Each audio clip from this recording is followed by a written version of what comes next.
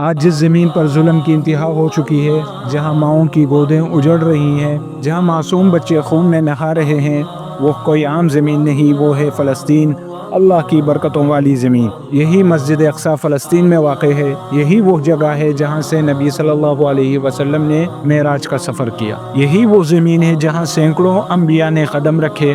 اللہ فرماتا ہے، اور ہم نے ابراہیم اور لوط کو نجات دی اس زمین کی طرف جسے ہم نے جہاں والوں کے لیے برکت دی۔